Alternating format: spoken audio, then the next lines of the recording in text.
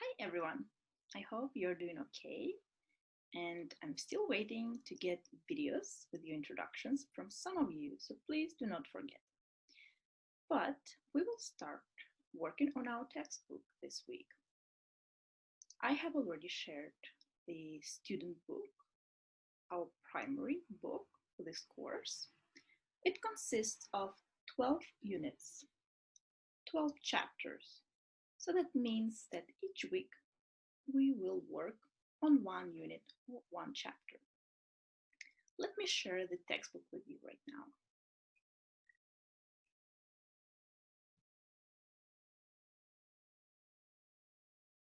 Okay, so here it is. As you see, it says Unit 1 of Chapter 1. In this unit, we are going to meet people.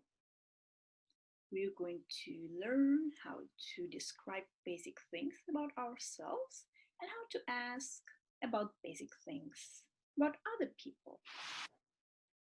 So, on the first page of the textbook, I'm looking how to make it bigger. Okay, I can make it bigger. Here I can make it bigger. We can see images of different people who live in different countries and they do different jobs. I'll make it bigger just a little bit more. And if you cannot see my screen very well, you can open the textbook that I sent to you and look at it that way. It is the same textbook, okay? So for example, this woman who is a dancer, she is from Mexico. This man who is a police officer, he's from Ireland. We have a person from Jordan. We have a person from Thailand. We have a woman from Bahrain. We have someone from Guinea, Equatorial Guinea. In Africa, we have someone from Australia. And finally, someone from Peru. So now if you go down the page, you will see in this box how to form words for nationalities. When you have a country, but you need to use a different word for nationality. And nationality, as you know, this is how people define themselves based on their origin, right? So for example, Australia, people who live in Australia are Australians. Yeah? Or a person who lives in Australia is Australian. So in this case, you add an ending N. Australia, Australian. Now let's see France. Who are the people who live in France? Well, they're French. French. You see, it is a quite different word from France. So there is no one rule how to form nationality, and you have to memorize these words. So people who live in Jordan are Jordanians. A person who lives in Bahrain is Bahraini. Someone who lives in Mexico is Mexican. Someone who lives in Peru is Peruvian. People who live in Thailand are Thai. And finally, people who live in Ireland are Irish. Again, Ireland and Irish, two different words, right? So, for example, I would say about myself, I'm Ukrainian. I'm from Ukraine, that's why I'm Ukrainian. If I ask you, what is your nationality? What is your nationality? You could say, I am Rojavan, meaning I'm from Rojava, or you could say, I'm Syrian, meaning you are from Syria. Now let's read the occupations of the people whom we saw on these images. Sorry. What does it mean, an occupation? It's just a different word to say profession or job. So you could ask someone whom you met for the first time, what is your occupation? I would say, for example, oh, my occupation, I'm a teacher. If I ask you, what is your occupation? You could say, I'm a student. So the different occupations here are dancer, engineer, pilot, teacher, doctor, photographer, police officer, travel agent. And you can go to the pictures and decide which one is which.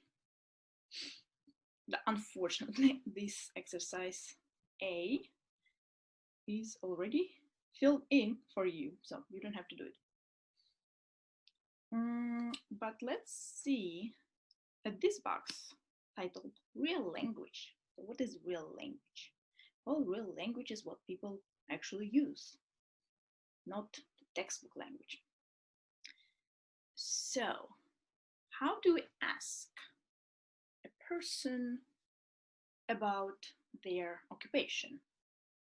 We ask, well, one way to ask would be, what is your occupation, right? Okay. But a very common way is to ask, what do you do? What do you do? Or you can ask about someone else. You can say, what does she do? Or what does he do? Or if you, for example, ask about a group of people, you can ask, what do they do? Right? So if you ask me, Anya, what do you do? I will answer, I'm a teacher. This is just something to remember. Now, let me go to the next page. So page number 5. Page number 5. Here's the basic grammar of this unit.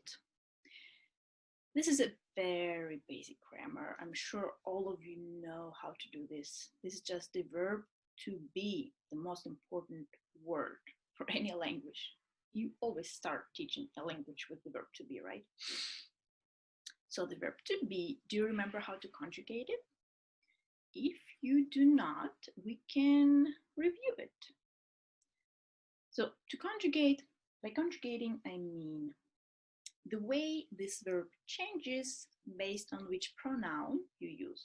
And by pronoun, I mean these short words I, you, he, she, we, you, and they, right?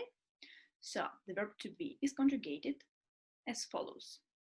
I am, you are, he is, she is, it is, we are, you are, they are. Yeah, and remember there are two you in English. One you is for singular, just one person. In Kurdish it is two. And the other you is for a group of people, plural. For example, in Kurdish it's hun. Now, so that's easy. I'm sure you remember that. How can you make a sentence with the verb to be negative? Well, you add the word not after the verb to be. For example, I am not a dancer. You are not a dancer. He is not a dancer. She is not a dancer. We are not dancers. You are not dancers. They are not dancers. So that's easy.